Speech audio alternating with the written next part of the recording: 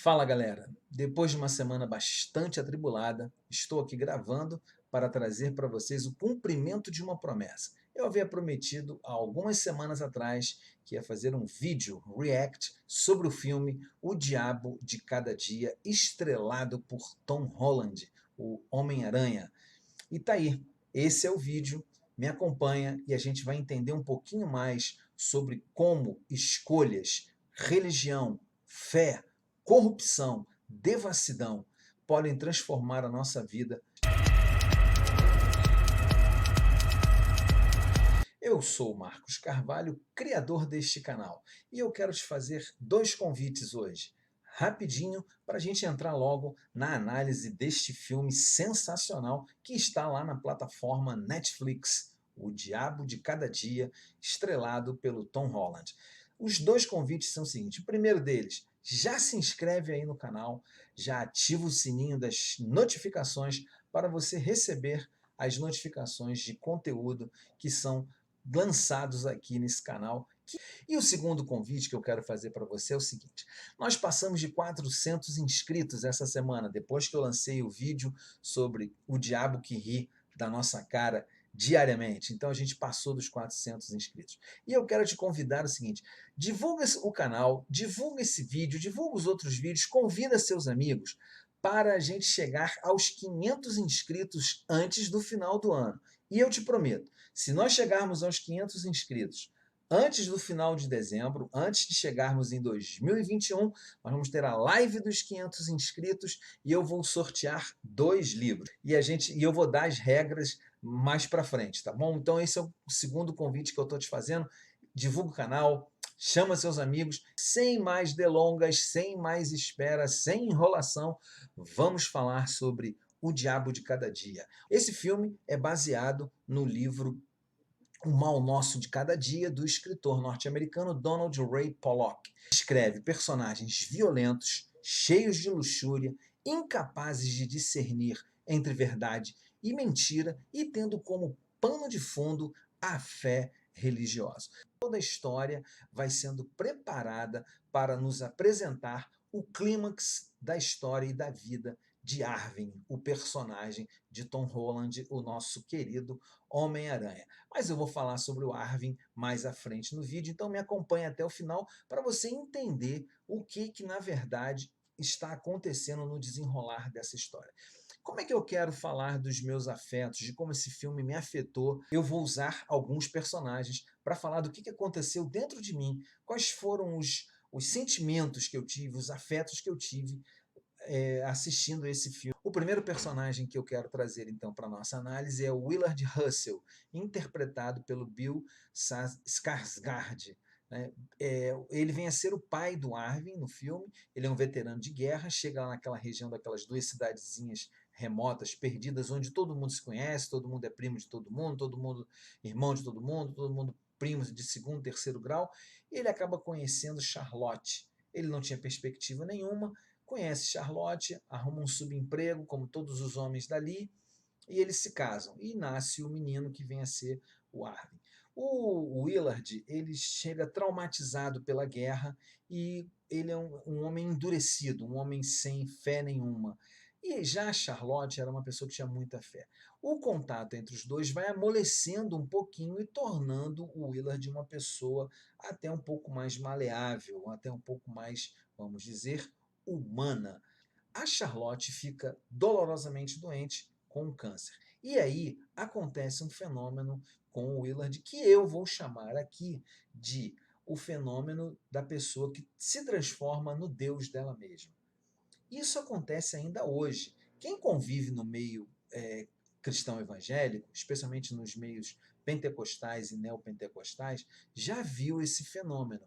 A pessoa que se torna ela mesma, Deus dela mesma, ela se torna sacerdote dessa própria religião e se torna fiel dessa própria religião. Esse tipo de escolha até revela uma certa fé. Ele cria até um altar para ele com uma cruz de madeira que ele finca no meio de um bosque, cria lá um lugar de oração, onde ele passa a levar o seu filho, o Arvin, ainda garotinho, pequeno, e no desenrolar da história, o que acontece? Esse lugar começa a ser um lugar onde ele começa a exigir que esse Deus em que ele passou a acreditar cure a Charlotte daquela doença. As coisas não acontecem como ele deseja, ele toma uma série de atitudes que vêm afetar, inclusive, a fé, ou o princípio de fé que o Arvin poderia ter. Eu não vou dar aqui o spoiler do que acontece, que talvez muita gente ainda não tenha visto o filme, mas é um momento realmente bem dramático, essa escolha de ser, de ter a religião de si mesmo, de ser Deus de si mesmo, faz com que o Willard tome uma decisão muito ruim ali naquele momento. Isso, inclusive, envolve os afetos do Arvin, um cachorro que o Arvin tinha, a noção de sacrifício, a noção de sagrado, tudo isso é envolvido ali de uma forma muito trágica e mostra como é perigoso esse conceito da religião de si mesmo.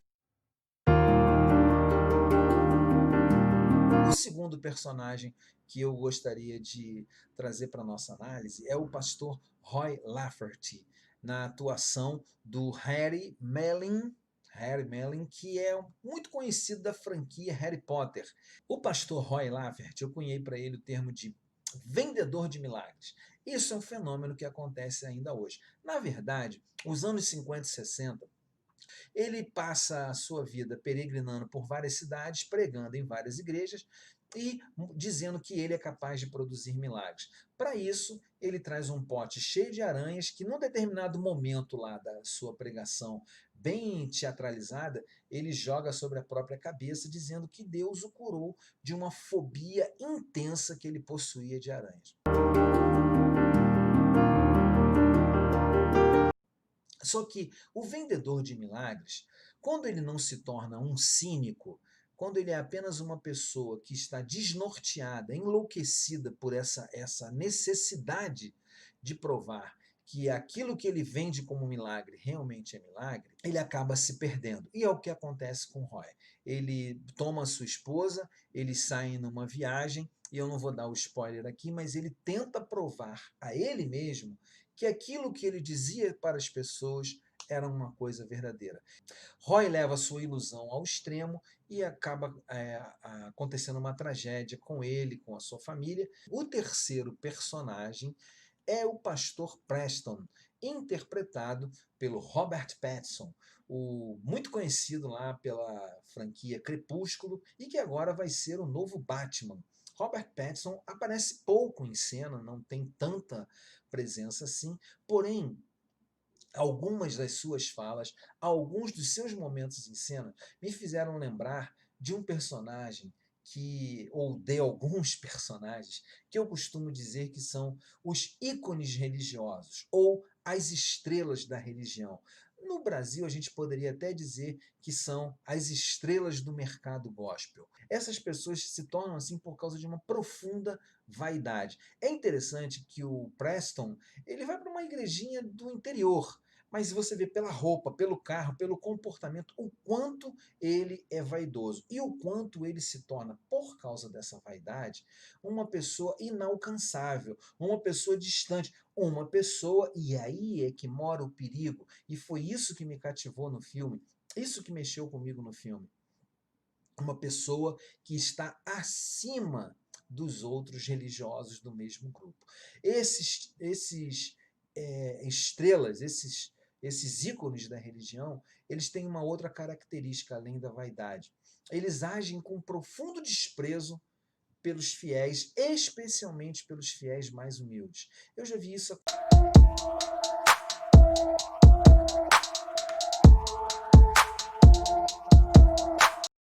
Há uma cena muito interessante no filme, que é a cena da recepção que ele tem quando chega naquela igreja, e que as famílias, como uma tradição em lugares pequenos, uma tradição evangélica, vão levar alimentos para recepcioná-lo. E ele faz uma coisa assim que é extremamente cruel com um dos pratos que é servido ali por uma família muito pobre, que é, por acaso, a família do Arvin e da Lenora. Sim, Arvin e Lenora são primos, são quase irmãos, de tanto que se amam, de tanto que cuidam um do outro. Mas eles são primos e é a família deles que é afetada pelo comportamento profundamente egoísta.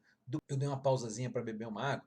Esse tipo de personagem orgulhoso, esse tipo de personagem vaidoso, esse tipo de personagem que despreza o pequeno, ele facilita, a partir dessas escolhas que ele faz, centradas no seu próprio mundo, facilita para ele uma coisa: se transformar num manipulador abusivo. E é isso que Preston mostra ali, e isso acontece.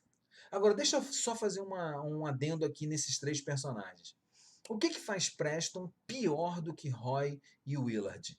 O seguinte, aqueles dois lá, Roy e Willard, e o vendedor de milagres e o detentor da religião de si mesmo, eles ainda possuem um tipo de fé para fora deles. Tá? Mesmo que seja uma fé distorcida, eles ainda têm um tipo de fé que vai para fora deles. Preston, nenhuma. A fé dele está centrada apenas nele mesmo. Isso torna ele pior e isso torna, em termos de religião, ele um ser mais perigoso, um diabo de cada dia mais perigoso. Sandy é uma personagem perdida, mas eu achei uma coisa muito interessante refletindo o que Sandy representa. Sandy não está solta nesse filme, não. E eu gostaria que você comentasse, você que viu o filme ou que vai ver a partir do meu comentário aqui, o que você acha, se a minha análise faz sentido. Para mim, Sandy é uma personagem importantíssima, porque na sua trajetória de vício, de crime, de prostituição, do seu envolvimento com o Cal, que é um psicopata, um cara muito louco, Sandy, ela soma toda a corrupção humana daquelas duas cidadezinhas. Ela é o somatório. Não que toda a corrupção das pessoas recaia nela, as pessoas vão buscar nela. Não, mas ela representa, de certa forma, tudo o que eles têm dentro deles e que muitas vezes eles querem esconder. Então, eu acredito que o diretor do filme colocou o Sandy como esse espelho, essa forma de espelhar todos aqueles desejos secretos que as pessoas muitas vezes não têm coragem de admitir, coragem de enfrentar. Porque esse filme fala disso, de escolhas. Esse filme fala disso. Então, Sandy é esse espelho, esse grande espelho. Para mim, um personagem importantíssimo, porque ela participa de vários momentos que envolvem vários personagens, inclusive o Arvin, e você deve prestar atenção. Diz para mim depois aí, no seu comentário, o que você acha do personagem Sandy. Ela acaba esbarrando no personagem do Arvin. Ela acaba encontrando com ele, logo depois que ele confronta o pastor Preston pelo abuso que ele cometeu contra a sua prima e quase irmã Lenora, e depois da decisão drástica que ele toma na sua conversa com Preston. E nesse desfecho, quando Arvin encontra com Sandy, então há uma catarse, tá? Uma catarse que eu poderia chamar até de religiosa. E por que eu digo isso? Porque Arvin passa toda a história tentando desvincular-se da história do seu pai. E aqui é um ponto que eu achei muito interessante.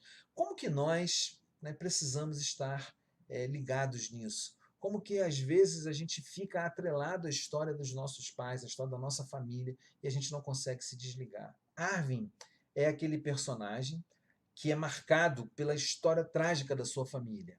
Tá? E tem o desfecho entre ele e o Preston. Ele sai da cidade. E aí, no meio do caminho, ele esbarra com a Sandy. E aí, nós vemos um cara que ele está tentando, nessa jornada que ele inicia, quando ele encontra com a Sandy, ele pede uma carona, e o carro que para é o carro do Cal e da Sandy. Ele está ali tentando iniciar uma jornada que muitas pessoas feridas pela religião tentam, que é buscar de novo a fé em sua essência. Que tipo de vida ele quer encontrar? Que tipo de essência ele quer encontrar que eu vejo nesse filme? Ele quer encontrar uma vida sem a violência traumática do pai. Ele quer encontrar uma essência, apesar dele não ter cruzado com o Roy, mas sem a loucura religiosa da fé do Roy, o vendilhão de milagres. E ele também quer encontrar uma essência, alguma resposta, sem o cinismo corruptor do Preston. E aí ele parte naquela jornada ali só que ele é envolvido pelo Cal e pela Sandy. E aí tem um desfecho também aí que não dá para falar, porque é um spoiler muito forte, mas há uma nova tragédia. O filme tem uma soma de várias tragédias, e eu também fiquei pensando muito nisso, que a nossa vida, às vezes, é uma soma de pequenas tragédias cotidianas. O que vai fazer a diferença na nossa vida é como nós reagimos diante dessas tragédias. Quais são as escolhas que nós fazemos? Nós vamos escolher o diabo de cada dia, ou nós vamos dizer, não, esse diabo não vai fazer com que eu permita que a tragédia.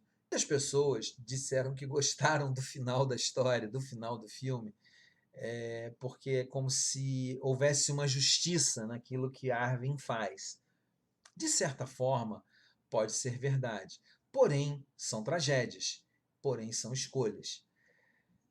E, na verdade, o Arvin ele tem um confronto final na sua trajetória ali com o policial Lee. E sabe onde é que é esse? Por isso que eu digo que é uma catarse de redenção. É lá no altar que seu pai havia construído. Lá naquele lugar, Arvin tenta se desvencilhar daquela história traumática de violência do seu filme. Deixa eu fechar dizendo uma coisa muito importante. A religião cristã ali não é o foco do filme.